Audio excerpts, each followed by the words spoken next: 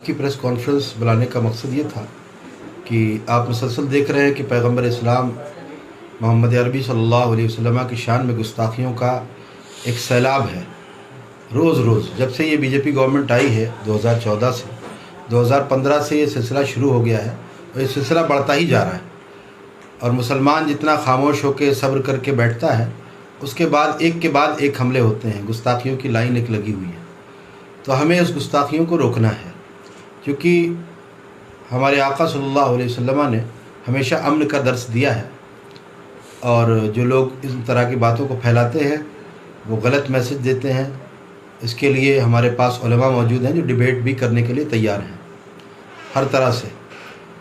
लेकिन जो गुस्ताखियाँ की जाती हैं, इतने भद्दे जुमले कहे जाते हैं, अल्लाह ताला की शान में ऐसा जुमला कहना माज़अल्लाह बहुत शदीद। अभी नित्यानंद ये नरसिंहानंद ने जो गुस्ताखी की और पैगंबर इस्लाम सल्लल्लाहु अलैहि वसल्लम की शान में जो गुस्ताखी की, ये नहायत ही नाकाबिल बर्दाश्त है।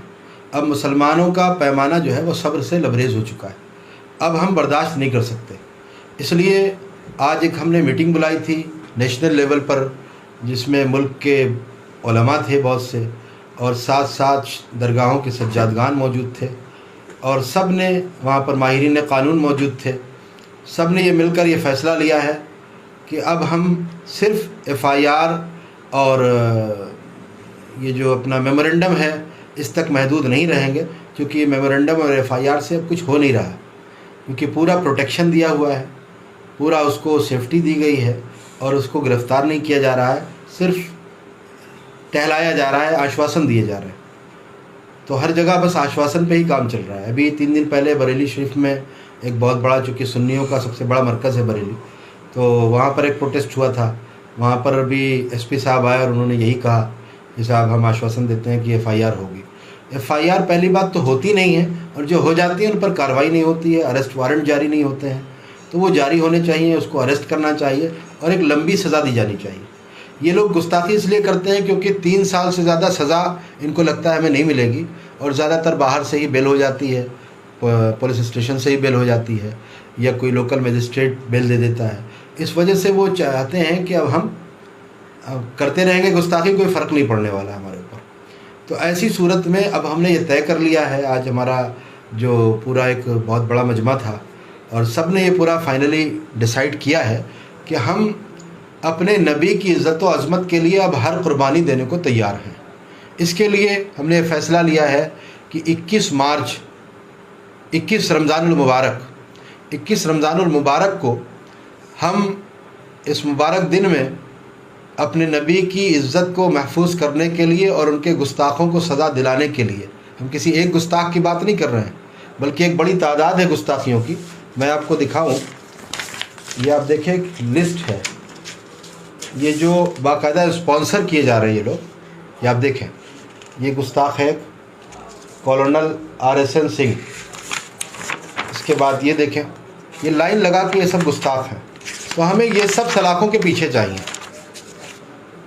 या ये सलाखों के पीछे होंगे या तो हम नहीं रहेंगे, क्योंकि हमारे सरों पे जो गर्दनें हैं वो हमारे नबी की अज़मत के लिए हैं। इसलिए अब हमने जेल भरो आंदोलन का पूरा तहैया कर लिया है, ऐलान कर दिया है, और पूरे मुल्क से मुसलमान इंशाअल्लाह ताला इसके लिए तैयार रहेगा।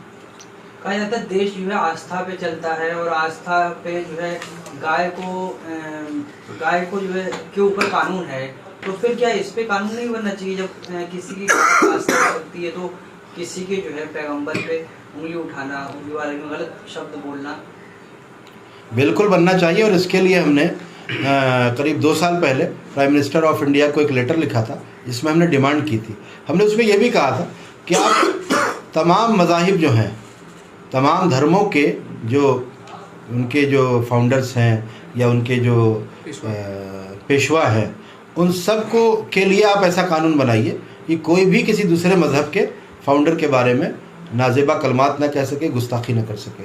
लेकिन जाहिर सी बात है, हमारे यहाँ जंगल राज चल रहा है, लेटर पे क्या होना है, यहाँ तो धरने प्रदर्शन से भी नहीं होता है। इसलिए हम लोगों ने तय कर लिया कि अब हम जेल में रहेंगे, चाहे भूखे रहना पड़े, प्यासे रहना पड़े। अब हम इतनी हिंदुस्तान की जितनी जेलें हैं इंशाअल्लाह वो सब भर जाएंगी, कहीं पर जगह नहीं रहेगी इंशाअल्लाह ताला, क्योंकि मुसलमान इस वक्त बहुत थक चुका है। FIR करके, मेमोरेंडम दे करके और बातें कर कर के कुछ होने वाला नहीं है इससे। लिहाजा अब हम बिल्कुल पूरी तरह तैयार हैं और हमने इसके लिए एक नारा दिया है कि या हम रहेंगे या गुस्ताख। अच्छा, आपकी इस पॉलिसी जो आपने जो है गिरफ्तारी की पॉलिसी बनाई है, तो कौन कौन लोग और कौन कौन ऑर्गेनाइजेशन आपका साथ दे रही हैं? हम इसको डिस्क्लोज़ नहीं कर सकते, ये हमारी एक पॉलिसी है तहरीक की, लेकिन ये मान के चलें कि इंशाअल्लाह ये ऐसा होगा कि दुनिया देखेगी। इंशाअल्लाह दुनिया को ये समझ में आ जाएगा कि मुसलमान अपने नबी से कैसी मोहब्बत करता है।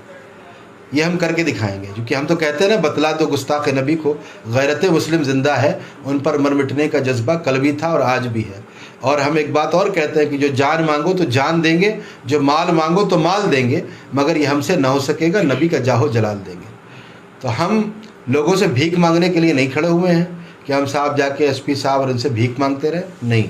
हमारा अब सीधा सीधा मोटो ये है कि हमें अब ख़ुद आगे बढ़ के अपना हक़ हासिल करना है। अपने नबी की अज़मत की हिफाजत के लिए हर महाज पे हमें जाना है, क्योंकि इस्लाम जुल्म की तालीम नहीं देता, लेकिन जब जुल्म किया जाए तो उसे सहने की भी तालीम नहीं देता। आज जिहाद के माना व मफ़हूम को तोड़ मरोड़ के पेश किया जाता है। जिहाद को पहले वो समझें, वो पढ़ें, ना समझ पाएँ तो हमारे उलमा मौजूद हैं, इन उलमा के पास बैठ के समझें। जैसे आपने एक रिकॉर्ड दिखाया कि लगातार 4-5 साल से ये चीज़ें बढ़ रही हैं, वहीं दूसरी तरफ जो है प्रधानमंत्री एक नारा देते हैं, सबका साथ, सबका विकास और सबका विश्वास। वो नारे के बावजूद जो है इन जैसे लोगों पे एक्शन नहीं लिया जा रहा है इस गवर्नमेंट पे। वो आपके सामने है सारी चीज़ें कि ये कहते कुछ हैं और करते कुछ हैं, हाथी के दांत खाने के और दिखाने के और। तो इनका असल में यही है कि पब्लिक को बेवकूफ़ बनाओ। इन्होंने तो ये भी कहा था कि साहब 15 लाख आएंगे, फला होगा, ये कर देंगे, इतनी नौकरियां दे देंगे। क्या है, सब झूठी तो है। तो ये सबका साथ सबका विकास करते हैं, ऐसा कुछ नहीं है। ये सिर्फ आरएसएस का विकास कर रहे हैं और आरएसएस की मानसिकता रखने वालों का विकास कर रहे हैं, वो चाहे छोटे हों या बड़े हों। और जो आरएसएस की मानसिकता नहीं रखते हैं, जो आम हिंदू हैं, ये उनका भी विकास नहीं कर रहे हैं। भाई आप सोचिए कि नोटबंदी हुई तो क्या मुसलमान का नुकसान हुआ? सबसे ज़्यादा नुकसान तो हिंदुओं का हुआ। लेकिन उनको धर्म के नाम पर समझा के रखा जाता है कि देखो ठीक है, थोड़ी प्रॉब्लम बर्दाश्त कर लो, लेकिन देखो हम ये कर रहे हैं, हम ये कर रहे हैं। अब हम देखो बाबरी मस्जिद के लिए ये कर दिया हमने, अब राम मंदिर बनने जा रहा है, अब राम मंदिर बना रहे हैं। तो ये सब करते रहेंगे, इस तरह के इश्यूज़ लाते रहेंगे अपने को सत्ता में बनाए रखने के लिए। अच्छा, इस शख्स के ऊपर जो है अमानतुल्लाह खां FIR कराते हैं और वो एक ट्विटर पे पोस्ट लिखते हैं, उसके बाद अमानतुल्लाह खां पे जो है FIR होती है और उन पे कार्रवाई हो रही है। जंगल राज इसी को तो कहते हैं। जंगल राज किसे कहते हैं? जंगल राज यही है कि जो बार बार जुर्म कर रहा है उसको, उस पर कोई कार्रवाई नहीं हो रही है। और कार्रवाई किस पर कर रहे हैं?